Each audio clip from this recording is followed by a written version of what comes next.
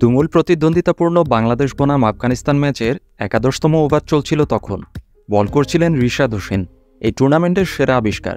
ঠিক সেই বল খেলতে গিয়ে ব্যাটার ইব্রাহিম জাদরানের হাত থেকে ব্যাট ছুটে গিয়ে অনেক দূরে গিয়ে পড়ে।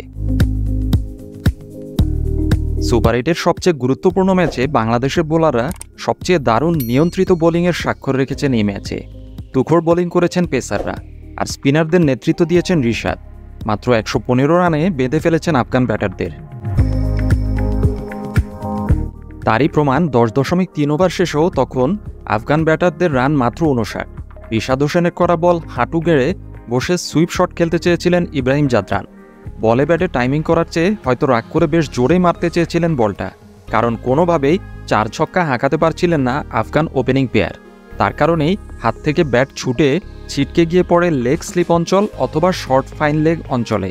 হতাশায় মাথা নিচু করে কিছুক্ষণ বসেই থাকেন ইব্রাহিম জাদরান।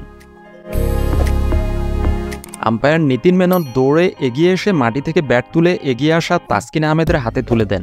তাসকিন আহমেদ হাসতে হাসতে ব্যাটটা ইব্রাহিম জাদরানের কাছে ফেরত দেন।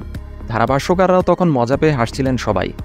যদিও আইসিসি টি-20 বিশ্বকাপের যে কোনো পেয়ারে এক বিশ্বকাপের সর্বোচ্চ রানের রেকর্ড করেছেন রহমানুল্লাহ গুরবাজ এবং ইব্রাহিম জাদরান, তবে আজ দুজনেই ধুঁকছিলেন বাংলাদেশি বোলারদের নিখুঁত লাইন লেন্থের কারণে। দুরন্ত ফর্মে থাকা এই দুজনকে বাংলাদেশের বোলাররা অভাবনীয়ভাবে বেঁধে রেখেছিলেন আজকের ম্যাচে।